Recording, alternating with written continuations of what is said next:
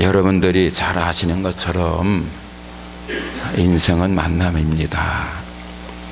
태어날 때부터 죽을 때까지 계속해서 누군가를 만나서 사랑도 하고 때로는 미워도 하면서 사는 것이 인생입니다. 인생은 만남의 연속입니다.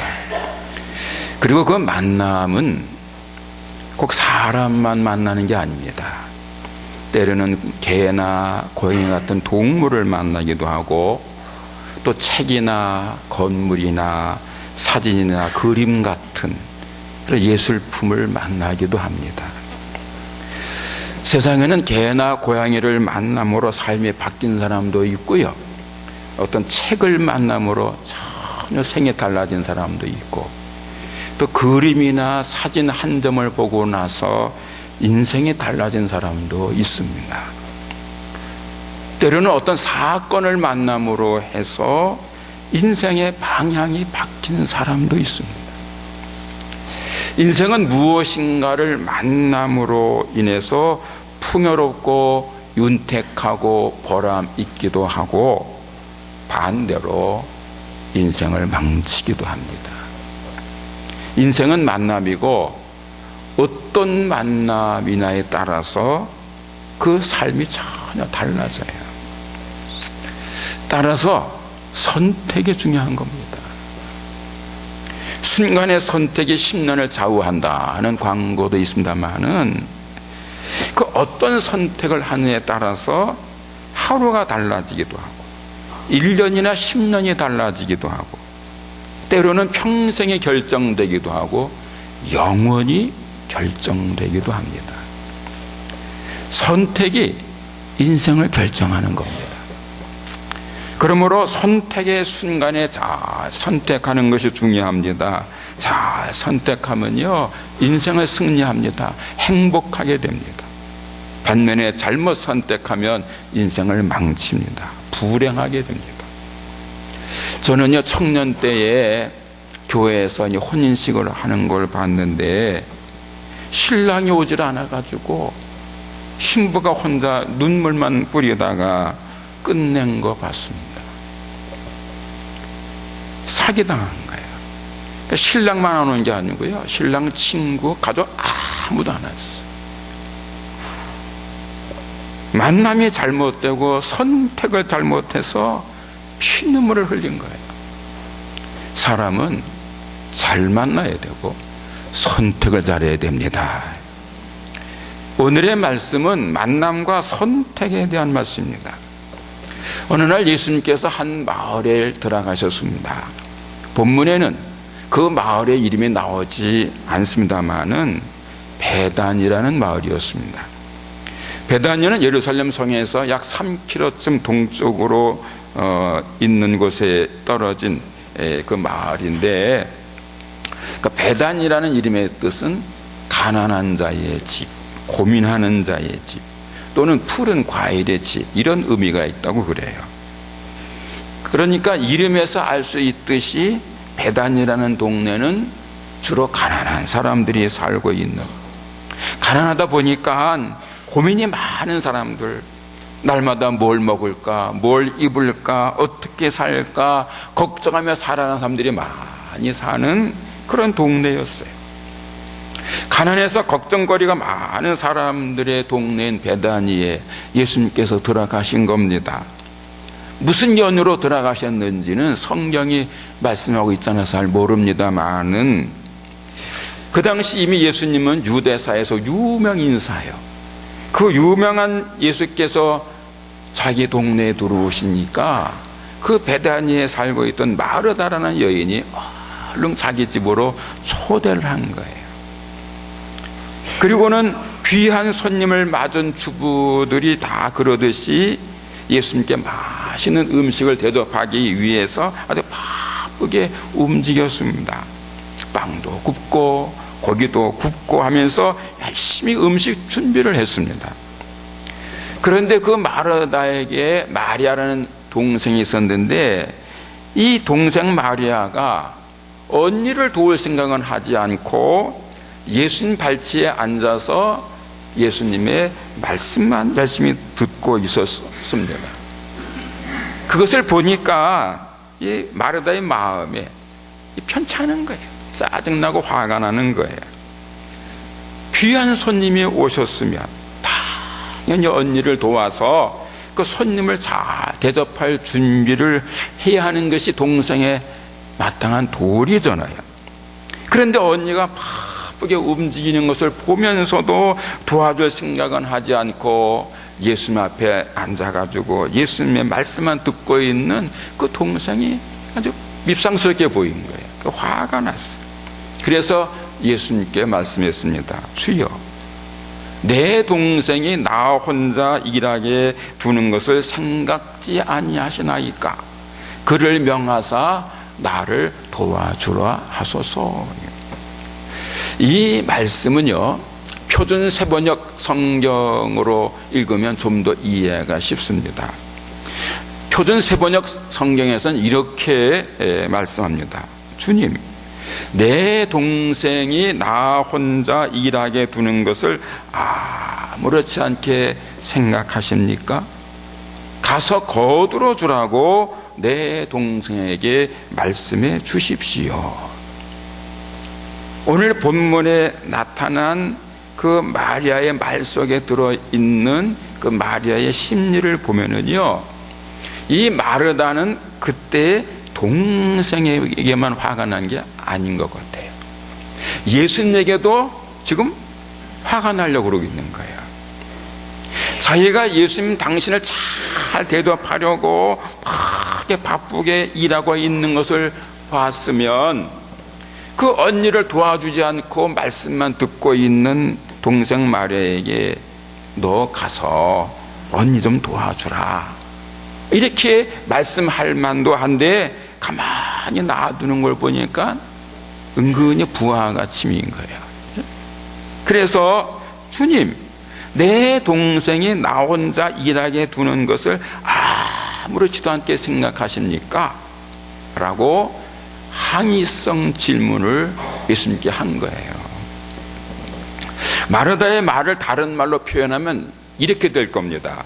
예수님, 지금 제가 예수님을 잘 대접하려고 이렇게 바쁘게 움직이는 거 안 보이십니까? 제 동생이 정신없이 바쁘게 일하는 저를 도와주지 않고 그 예수님 앞에서 말씀만 듣고 있는 것, 그걸 괜찮다고 생각하시는 겁니까? 자, 예수님도 답답하시네요. 그때 이 마르다는요, 그 바쁜 언니를 도와주지 않고 예수님 곁에만 있는 그 동생만 못마땅한 게 아니고 그런 마리아를 가만히 놔두고 계시는 예수님도 조금은 못마땅했던 거예요. 그래서 주님, 내 동생이 나 혼자 일하게 두는 것을 아무렇지도 않게 생각하십니까? 라고 이렇게 항의성 질문을 한 거예요. 그러자 예수님께서 마리아에게 이렇게 말씀을 하십니다. 마르다야, 마르다야, 내가 많은 일로 염려하고 근심하나 몇 가지만 하든지 혹은 한 가지만이라도 족하니라. 마리아는 이 좋은 편을 택하였으니 빼앗기지 아니하리라. 동생 마리아가 자기를 도와주지 않는다고 동생과 더불어 예수님에게 지금 짜증을 내는 마르다에게 예수님을 대접할 음식을 준비하느라 바쁜 마르다보다는 예수님 발치에 조용히 앉아서 말씀을 경청하는 마리아가 훨씬 더 좋은 선택을 하였다고 말씀하시는 거예요.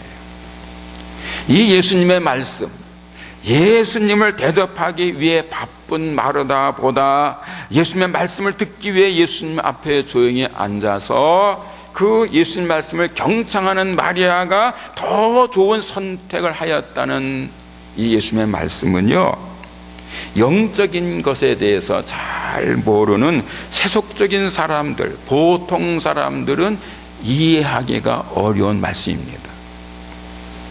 보통 사람들의 생각으로는 그 언니 마르다의 말이 맞을 겁니다. 귀한 손님을 맞이했으면 당연히 그 손님을 잘 대접하기 위해서 바쁘게 일해야 되잖아요. 그런데 언니는 바쁘게 일하고 있는데도 불구하고 동생은 함께 도와주지 아니하고 손님과 노닥거리고만 있으니, 예? 그건 동생의 도리가 아니에요. 얌체 같은 동생이에요. 보통 사람들은 다 그렇게 생각할 거예요. 여러분도 그때 그 자리에 있었으면 똑같은 생각을 했을지 몰라요. 그런데 예수님의 생각은 다르셨습니다. 대접할 음식을 만드는 것은 육적인 일이고 예수님의 말씀을 듣는 것은 영적인 일이었단 말이에요. 그래서 마리아가 더 좋은 곳을 택했다고 말씀한 거예요. 여러분, 예수님을 대접하는 것, 그 음식 만드는 것, 그 세상적인 일이잖아요. 그건 육적인 일이잖아요. 세속적인 일이잖아요. 그러나 말씀을 듣는 건 영적인 일이에요. 신앙적인 일이에요. 그리고 영적인 일은 육적인 일보다 고귀해요. 그래서 예수님은 마리아가 좋은 편을 택하였고 그것을 빼앗기지 않으리라고 말씀하신 겁니다. 역사는 예수님의 말씀대로 이루어졌음을 보여줍니다. 2000년이 흐른 지금 예수 그리스도의 교회는요, 마르다보다는 마리아를 더 존경하고 기념하고 있습니다. 예수님께서 마태복음 26장 13절에서 말씀하신 대로 예수님이 복음이 전해지는 곳마다 마리아를 기억하고 기념하고 있는 것입니다. 사랑하는 성도 여러분들이요, 인생은 만남이고 만남에는 선택이 따릅니다. 그리고 선택이 어떠하냐에 따라서 그 인생이 결정이 됩니다. 그러므로 잘 선택해야 하겠습니다. 무엇이 진정 자신의 인생에 유익한 것인지, 어떤 선택을 해야 후회하지 않을지 생각하고 또 생각하고 또 생각해서 잘 선택해야 할 것입니다. 특별히 신앙적이고 영적인 것에 가치를 두고 잘 선택해야 할 것입니다. 예수님의 말씀대로 언제나 먼저 그의 나라와 그의 의를 구해야 할 것입니다.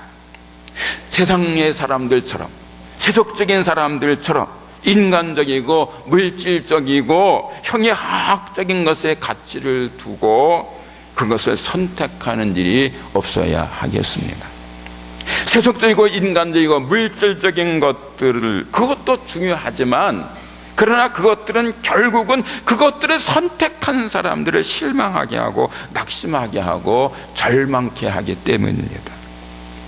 여러분, 많은 사람들이 소망하면서 얻기를 바라고 가지기를 원하고 애쓰고 수고하는 그 돈, 명예, 권세 같은 것들이요, 다 한시적인 겁니다. 다 순간적인 것들입니다. 영원한 것이 아닙니다. 어느 날 호련히 사라질 유한한 것들입니다. 그것들을 선택하면 언젠가는 후회하게 될 것입니다. 자신의 어리석은 선택을 미워하며 자책하게 될 겁니다. 얼마 전에 나온 주간 조선에 이성주라는 작가의 이야기가 실렸습니다. 이 이성주라는 작가는요, 엽기 조선 왕조실록, 영화로 보는 20세기 전쟁, 아이러니 세계사 등 아주 여러 권의 책을 쓴 그런 저술가입니다. 이 이성주 작가가 28살 되던 때에 자신의 앞날을 계획하면서 당시 사회적 기준으로 성공한 사람이 되겠다 하는 결심을 했답니다. 그 당시 한국 사회의 보통 사람들이 꿈꾸는 성공의 기준이 뭐냐면 억대의 연봉과 30평대의 아파트와 중형 자동차를 가지는 중산층이 되는 것이었습니다. 이 이성주는 자신의 결심을 실현하기 위해서 자신이 가장 잘할 수 있는 그 글쓰기를 통해서 할 수 있는 모든 일을 하면서 그 계획을 실천해 갔습니다. 그랬더니 몇 년 안 돼서 30대 초반에 고양시 일산에다가 30평대 아파트를 구입했고 좋은 중형 자동차도 샀고 억대 연봉도 달성하게 되더랍니다. 28살에 꿈꾸고 설계했고 계획했던 것을 몇 년 만에 성취한 거예요. 그랬으면 이 이성준은 마땅히 행복했어야 하는데 행복하지가 않더랍니다. 빠른 시간 안에 계획했던 꿈을 이루었으니 당연히 행복해야 하는데 그렇지 않더라는 거예요. 돌이켜보니까 언제나 일에 찌들려 살고 있었습니다. 몸도 마음도 평안히 쉴 틈이 없었습니다. 짜증은 날로 늘어갔고 스트레스는 막 쌓여갔고 그와 비례해서 몸의 건강은 급속도로 나빠졌습니다. 자연히 부인과의 관계도 소홀해졌고 딸이 웃음 짓는 시간이 줄어들더랍니다. 그랬으면 당연히 하던 일을 멈추고 자신을 돌아보았어야 옳습니다. 왜 그런가? 그동안 내가 얻은 것은 무엇이고 무엇인가 얻기 위해서 애쓰다가 잃어버린 것은 무엇인지를 돌아보면서 곰곰이 따져보았어야 합니다. 그런데 그렇게 하지를 못했다는 거예요. 그동안 애쓰며 수고하며 얻은 것을 지키기 위해서 행여라도 움켜잡은 것이 도망갈까봐 더 열심히 일했다는 거예요. 더 열심히 일해서 돈을 더 많이 가지게 되면 더욱 행복해질 수 있을 거라는 막연한 기대 속에 계속해서 열심히 일에 매달렸다는 거예요. 그런데 더 행복해지지가 않더라는 거예요. 오히려 어느 한순간부터 이 풍선에 들어있던 바람이 빠지면 그 빵빵하던 풍선이 한순간에 이렇게 쭈그러들듯이 그 여러 해 동안 뼈 빠지게 일해서 모았던 재산이 순식간에 사라지더래요. 모든 재산을 다 모아서 거기다 빚까지 얻어다가 투자를 했는데 이게 사기를 당한 거예요.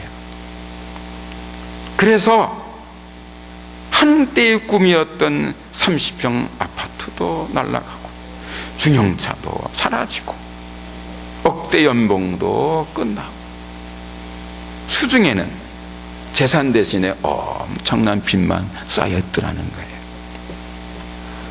이성주 작가는 끝없는 분노와 절망감으로 몸부림치며 괴로워했습니다. 주위 사람들이 괜찮아, 아직 젊으니까 다시 일어서면 돼, 힘을 내라고 위로하고 격려했지만 하나도 귀에 들어오지 않더랍니다. 작가 이성준은 절망감을 이기지 못하고 30대 젊은 나이에 스스로 자신의 삶을 끝낼 작정을 했습니다. 노숙생활도 했는데요, 그 노숙생활의 비참한 속에서 내가 이래서 살면 되겠나, 자살하려고 그랬대요. 이미 머릿속에서는 결론이 나 있었대요. 머릿속에서 들리기를 이성주 너는 실패한 인생이야, 이미 너는 끝났어 라는 말이 끊임없이 들리다는 거예요. 이성주는 날마다 자신을 학대하며 누군가를 향해서 저주를 퍼부었다는 거예요. 그리고 밤만 되면 눈에 띄는 고층 빌딩 옥상으로 올라갔습니다. 맨정신으로는 그 높은 곳에서 뛰어내릴 수 없을 것 같아서 술을 먹고 술병 들고 그리고 고층 빌딩 옥상으로 올라가서 날이면 날마다 그걸 뛰어내려요 말아, 죽어야 되나 말아야 되나는 문제로 고민했다는 거예요. 과연 나는 죽어야 할 상황인가? 내가 이대로 죽어도 되는가? 나는 살면 안 되는 운명인가? 고민하고 또 고민했다는 거예요. 그리고는 하루는 글을 쓰는 작가답게 자기가 죽어야 할 이유와 죽지 말아야 할 이유를 노트에 꼭 적어봤다는 거예요. 참혹한 현실과 그 현실을 바라보는 자신의 감정을 이렇게 분리하고 아주 냉철하게 제3자의 입장에서 자기를 분석하고 적었다는 거예요. 내가 죽어야 할 이유 하나 둘 셋 넷, 죽지 말아야 할 이유 첫째 둘째 셋째, 이렇게 쫙 적었대. 그랬더니 놀라운 결과가 나왔는데 아직은 죽을 정도는 아니더라는 거예요. 현실은 최악의 상태가 아니더라는 거예요. 빚이 많이 있지만 그래도 아주 못 갚을 정도로 절대로 많은 건 아니고, 자기가 또 열심히 죽을 힘을 다해서 애쓰고 수고하면 또 언젠가는 갚을 수 있는 정도더라는 거지요. 그래서 다시 살기로 결심했답니다. 그리고는 아주 힘을 내서 열심히 살기 시작했어요. 그러면서 지나간 자신의 삶을 돌아봤습니다. 왜 내가 꿈꾸던 대로 억대 연봉과 30평대 아파트와 중형 자동차를 소유했고 이 세상도 인기도 얻었음에도 불구하고 왜 나는 행복하지 않았나? 왜 그것들을 성공과 행복의 기준으로 삼았었는가? 깊이 생각하고 또 생각했습니다. 자신의 불행의 뿌리가 무엇인지 따져보았다는 거예요. 그리고는 마침내 그 원인과 뿌리를 알아냈는데 그것은 남이었다는 거예요. 남. 무슨 말이냐면 기왕에 살고 남들 사는 만큼 살아야지, 남들보다는 더 잘 살아야지, 남들은 나를 어떻게 볼까, 이렇게 늘 남을 생각하면서 다른 사람을 의식하면서 산 것이 불행의 원인이었고 뿌리였더라는 거예요. 억대 연봉도 30평대 아파트도 중형 자동차도 남보다 좀 더 잘 보이기 위한 그런 이유로 그렇게 그것을 추구했더라는 거예요.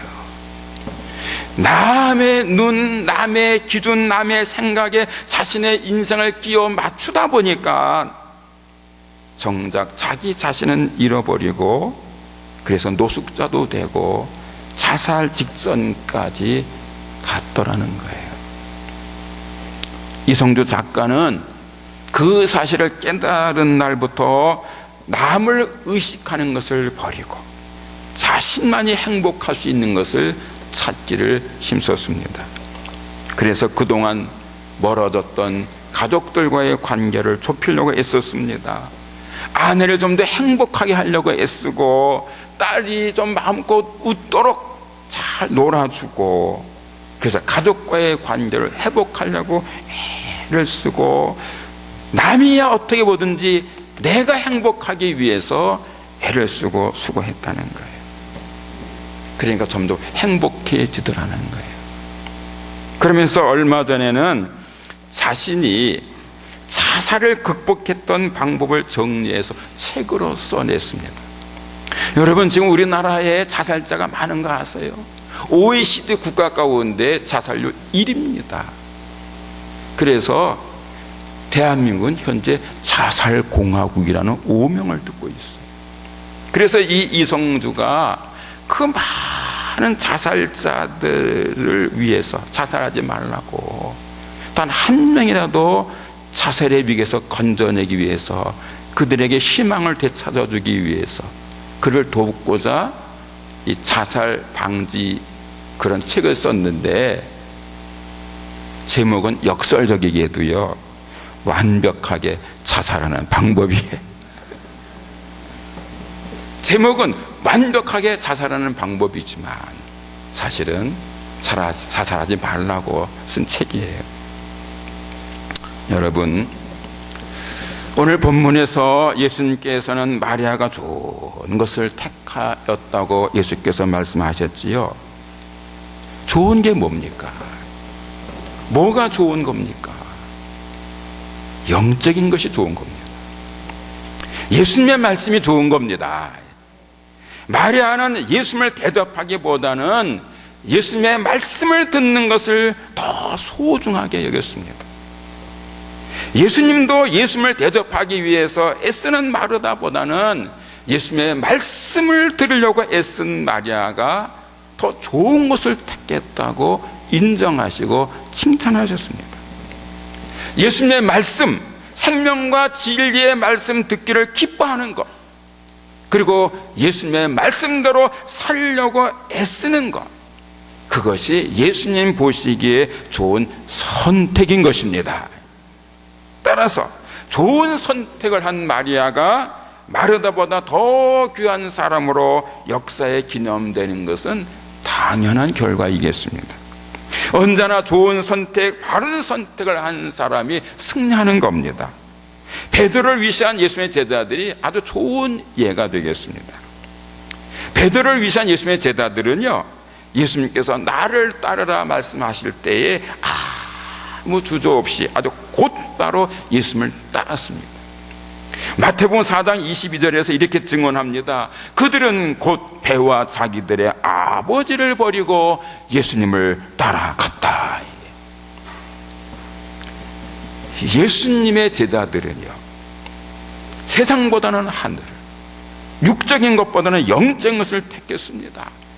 그래서 예수께서 나를 따르라 하셨을 때 다른 걸 다 버려두고, 심지어는 가족도 내버려두고 예수님을 따라간 거예요. 그리고는 역사의 별들이 되었습니다. 반면에 예수님의 제자 중에 가룟 유다는요, 처음에는 예수님을 선택했지만 도중에 변질합니다. 예수님보다는 돈을 선택합니다. 하늘나라보다 땅을 선택합니다. 영적인 것보다 육적인 것을 선택합니다. 그 결과 비참하게 죽은 다음에 지옥으로 떨어졌습니다. 가룟 유다는 선택을 잘못했다가 망한 사람의 대표자입니다. 사랑하는 성도 여러분들이요, 인생을 살다 보면 선택해야 할 순간들이 참 많습니다. 작게는 시장에서 반찬거리를 고르는 일에서부터, 크게는 집을 고르거나 직업을 고르거나 직장을 선택하거나 그리고 배우자를 선택하는 일까지 크고 작은 선택의 순간들이 있습니다. 여러분도 다 경험하셨을 겁니다. 그때 그 선택의 순간에 여러분들은 어떤 선택을 하셨습니까? 가끔 다니다 보면은 이런 현수막이 붙어 있어요. 이 송탄에도 붙어 있었어요. 내가 그동안 사는 동안에 제일 잘못 선택한 것은 지금의 남편을 선택한 거이고, 두 번째는 지금 아파트를 선택한 거다. 뭐 이런 그 현수막이 우리 송탄에도 한동안 붙어 있었어요. 자, 여러분, 그동안 어떤 선택을 해오셨습니까? 혹시라도 내가 그날 저 사람 선택하지 말았어야 돼. 혹시 그렇게 후회한 적은 없으십니까? 내가 그날 거기 가지 말았어야 되는데, 그런 분은 안 계십니까? 여러분 어떻습니까? 그동안 좋은 것을 잘 선택하셨습니까? 지금까지 잘 선택했다고 만족하면서 행복해하는 바른 선택을 하셨습니까? 그러시다면 치하할 일입니다. 마땅히 치하받을 일입니다. 하지만 반대로 잘못 선택한 적은 없으십니까? 과거에 잘못한 선택을 지금까지 후회하며 자책하고 있는 분은 혹 안 계십니까? 여러분, 후회하고 자책해야 소용없습니다. 이미 지나갔습니다. 지나간 날에 잘못된 선택을 이제 와서 물릴 수 없잖아요. 과거는 이미 지나갔어요. 중요한 것은 오늘이에요. 그리고 내일입니다. 어제까지 잘못 선택했다고 해도 오늘 선택을 잘하면 행복은 회복될 수 있습니다. 내일 잘 선택하면 희망과 회복은 되찾을 수가 있습니다. 작가 이성주가 지나간 날에 잘못된 선택을 반성하고 참된 행복의 회복을 위해서 새롭게 선택했던 것처럼 앞으로 좋은 선택, 바른 선택을 하시면 남은 인생은 보다 풍요롭고 윤택하고 보다 아름답고 보다 새롭고 보다 행복해질 수 있겠습니다. 그런 의미에서 이제 여러분들의 행복을 위해서 참된 행복을 위한 선택의 비결을 말씀드리겠습니다. 어떻게 선택해야 참된 행복을, 참된 성공을, 참된 승리를 가져올 수 있는가? 한 가지입니다. 언제나 예수님 중심으로 선택하는 것입니다. 내가 이렇게 선택하면 우리 주님이 기뻐하실까? 내가 이렇게 선택하면 우리 예수께서 인정하실 것인가? 내가 이걸 선택하면 우리 예수께서 칭찬하실 선택이 될 것인가? 예수님 중심으로, 신앙 중심으로, 영적인 것으로 선택하시면 후회함이 없을 것입니다. 마리아가 예수님 말씀 듣기를 선택하였다가 기념되는 복을 받았던 것처럼 언제나 어디서나 항상 예수님 중심적으로 선택하는 사람이 예수님의 사랑을 받고 예수님의 도우심을 받아서 그 인생을 승리할 것입니다. 마침내 행복을 노래하게 되실 것입니다. 기도하겠습니다. 하나님 아버지, 인생은 만남이고 만나면 선택에 따르는데 저들 그동안 어떻게 선택해 왔습니까? 하나님 아버지, 지나간 삶 속에서 어떻게 잘못했더라도 이제부터는 오직 예수님 중심적인 선택을 하게 하옵소서. 우리 주님 예수께서 기뻐하시고 칭찬하시고 인정하실 예수님 중심적인 선택, 신앙 중심적인 선택, 영적인 선택을 하여 앞으로의 생을 승리할 뿐 아니라 행복을 노래하게 하옵소서. 제 사는 한역교우들 중에는 잘못 선택함으로 후회하고 자책하고 그래서 부끄러움을 당한 일이 없도록 도와주시옵소서. 모두가 잘 선택해서 행복을 노래하는 참된 지혜자들 다 되게 하옵소서. 예수님의 이름으로 감사하며 기도합니다. 아멘.